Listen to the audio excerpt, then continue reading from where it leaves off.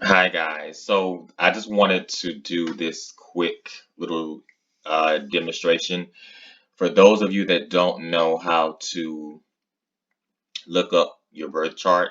Um, if you don't know by now, you should know by now since it's 2020. But for those of you that don't, you have when it comes to astrology and zodiac signs, you do have an entire birth chart.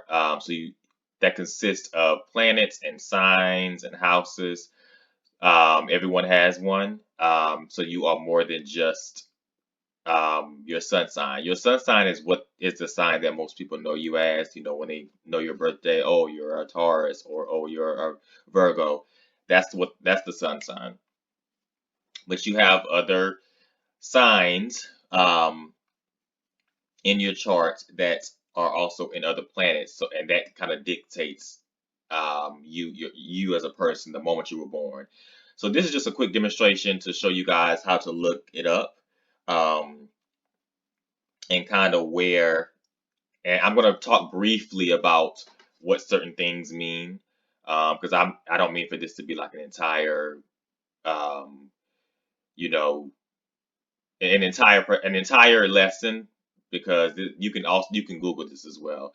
Um, So this is the site that I like to use to look at mine. It's horoscopes.astro-seek.com. That's the one that I like to use, just because the way that it lays it out is, in my opinion, it's a little more easier for some people to follow. Um, so basically, when you go here, you're going to go to this tab here where it says free horoscopes. Then you're going to click on Birth and Natal Chart Online Calculator. So to do this, you're going to need your date of birth, the exact time that you were born. Yes, you need to know your exact time, not around the time, not the time that you think it is. You have to know your exact birth time, as well as where you were born, the city and state of the hospital that you were born. Um, I'm not going to put mine in here. I'm just going to do a random one. So let's say this person is a Pisces, born March 8th. And by the way, the audio is not going to be the best because the way my computer is set up. But so let's say they were born 1991 at 10:16 a.m. You see the a.m. there in Miami, Florida. So you can't just type it in and then just do like that. You have to with this site specifically, you have to let it give you the drop down and then click the one that you want. Um, So you click calculate chart. Now you can do it without the birth time. If you don't know your birth time, you can just leave it there, leave it blank. However, a lot of important things will be missing. You'll only see the planet placement, so it won't have your rising sign. It won't have any of that if you don't put that in. These are for some people who are a bit more advanced or know more about it when it comes up in this wheel form. But I'm going to go down and show you guys um, the easier way. So if you look at the first house, the ascendant, really, anyway, the ascendant, that is um, also the rising sign. You have the rising sign. So the best way to explain the rising sign is that is a sign that um, people who may not know you personally may think that you are. You may come off that may be the first impression that they have of you. Sometimes a rising sign can also speak on how you physically look. Um, it also can be how others perceive you. Like I said, how others who don't know you perceive you initially, or how you are in situations where you may not know someone, or how you perceive the world, how you view the world. So this person has it in Taurus. You see, it says ascendant in Taurus. I'm going to skip all of this. I'll explain it, but you see the Taurus there. I'll go ahead and explain this while it's here as well. No, you know what? I'll wait. I'll wait for the houses. So this person has a sun in Pisces. As you can see, the sun in Pisces. That's, like I said before, that's a sign that most people know. So basically, you have the sun, you have the planet, the sign Pisces, and then the house. So this planet, being the sun, is what is being expressed. So what about you is being expressed? What component of your personality is being expressed? Then the sign Pisces is how it's expressed. So the planet is what, the sign is how, and then the house is where. So with the houses represent different areas in life. It represents different areas in life. There are 12 houses in total. If you even look here, it says houses. So basically, you have 12 houses in total. Each house is ruled by a specific zodiac sign. So, however, in your chart, um, depending on how it's set up, it won't necessarily be in the 12 houses won't be in the exact order of how the zodiac signs are, because of course each individual person, things are the different areas in life. Things are they manifest and expressed differently. So if you look here, you have the signs in the 12 houses here. So the rising sign is always going to be your first house. So they have Taurus. So then the second house is Gemini. The third house is in Cancer. Fourth house is the IC. They call it the IC, which is in Leo. Um, and there are other sites you can use that'll actually have the signs out, because I know everybody doesn't know the symbols of the signs. Sorry about that. I just know them. But basically, yeah. So you have the 12 houses as well. So along with the planets and all of this here, you also have houses. 12 houses, which represents the different areas in your life. And of course, houses, like I said, houses are where. So for example, at house number 2, that's a specific area in your life, which is about money, and it's in Gemini. So if you think about the area, second house, where it's that area in life is how the money is expressed in a Gemini type of way. How you get it or make it is in a Gemini type of way. I'm not going into depth, but that's basically the gist. Pisces, you can see the sun in Pisces. That's, like I said before, that's a sign that most people know. So the sun speaks on, it says it here, yourself, your individuality, your personality, kind of like it's very much so, um, kind of like the sun. If you think about the sun as a planet, the sun illuminates. So this position speaks on, it can also speak on your ego, your vitality, and your self-expression. So this person has it in Pisces. And if you look here, it says sun in the 11th house as well. So with the planets, you will have it in a sign and also in a house. Not all the planets. Some planets you will not have in houses, but yeah, in the 11th house. Um, the aspects are a little more of an advanced thing. So this is just supposed to be quick. So then you have the moon. This person has a moon in Sagittarius. So the moon is kind of like your inner self. It can be, it's more of your emotional nature, more of um, your inner emotional self, your emotional needs, kind of what you need to feel emotional security. It can also speak on your instincts. Um, kind of like maybe, for example, your initial reaction to certain things, your habits. It also speaks on your mother as well, like how your mother was. And as you can see, the moon is in the 7th house. Okay, Mercury, also have Mercury in Pisces.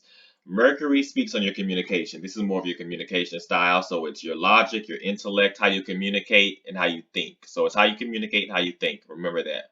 Mercury is about communication and thinking, and also how you learn. Uh, and they have the Mercury in the 11th house as well. As you can see there, 11th house.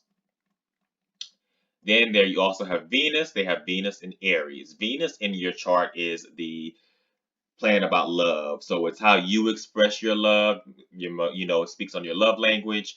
It speaks on how you are in a relationship. It speaks on what you're attracted to. Also, kind of what you attract.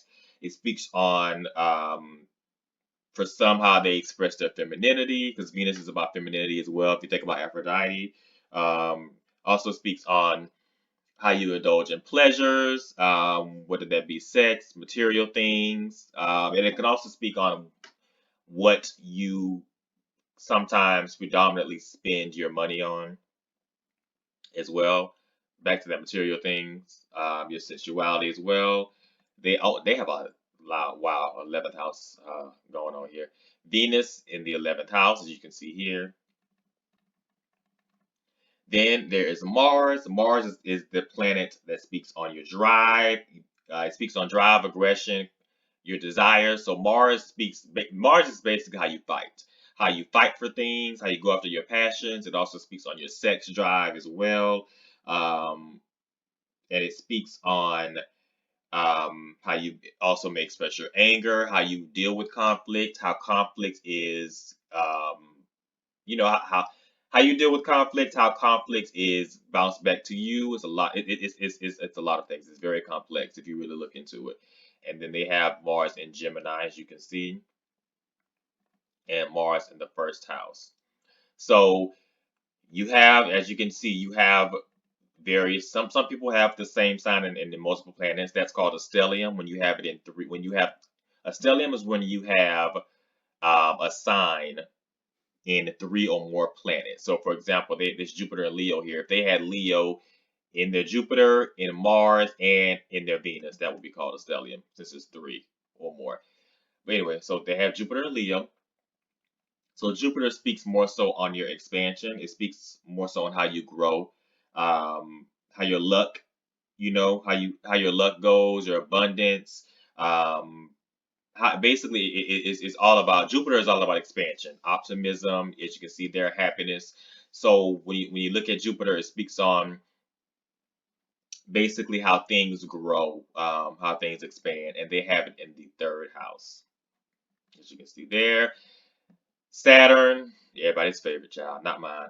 Saturn is the planet of challenges, responsibility. As you can see there, time, restrictions, limitations. So Saturn is a planet. Um, it's the area in life where you receive the most challenges, kind of obstacles, restrictions, because Saturn is here to kind of and teach you lessons and take you through things in order to master whatever it is, whatever area it is in your life.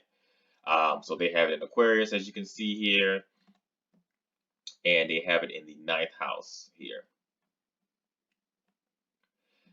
Then you have Uranus. Uranus is the planet of freedom, change, individuality, unexpected changes, things that are very, very unexpected. Um, so this is how things. This is um, basically how you go through sudden changes and shock in your life. Basically, how for some of you, how your individuality may be expressed, how you're able to be free from things. We can also speak on your spirituality as well. So they have it in Capricorn, as you can see, and they have it in the eighth house. Okay, and then there is Neptune here. Neptune is a planet is definitely a planet of spirituality as well. It also speaks on imagination, your dreams, illusions. So more so, Neptune definitely speaks on your spirituality, how you experience those things. It also is a planet that speaks on losses and things that are hidden. So it could be how things become uncovered, how hidden things may become uncovered. If that makes sense. It's basically things you can't see. It is that's basically what it is. Things you can't see, and they also have this. They have this in Capricorn, and it's in the eighth house. And Pluto. Pluto is a planet of transformation, power, death. So this planet definitely speaks on how you, whatever area it is in your life, whatever sign and house that it's in, this is the area in life where it speaks on where you see this transformation, this transformative energy happening, um, or this area where you see power. It could be how you gain power, power struggles. It's just a lot depending on what is going on in your chart. But this planet mainly speaks on that. So that is all of the planets. Now you also have a north node here, and then as you can see, they have it in Capricorn. North node is not a planet. Actually, I will explain. No, I'll go ahead and just talk about it now. North node kind of speaks on. Here, I'll do it this way. So you have north node, and then you have also. Oh, you don't have the south node. I forgot about that. Sorry, guys. Basically, the north node is, and the south node here. They have it in Capricorn, and the south node, as you can see here, is in Cancer. So the south node here speaks more so on your, it can speak on your past life, or it can speak on habits, or things that you um, have kind of do in the past. And for some people, that could still be applying. It is basically where you immediately retreat to when you want to be comfortable, or like habitual things that you kind of do that can kind of hold you back. And then you have the North Node here. North Node is where you are supposed to be going. It's your destiny. It's more so of what your life purpose, your life destiny, what can bring you that personal satisfaction, basically. Now I'm not going into complete depth because this was supposed to just be an instructional video on how you can find these things. So you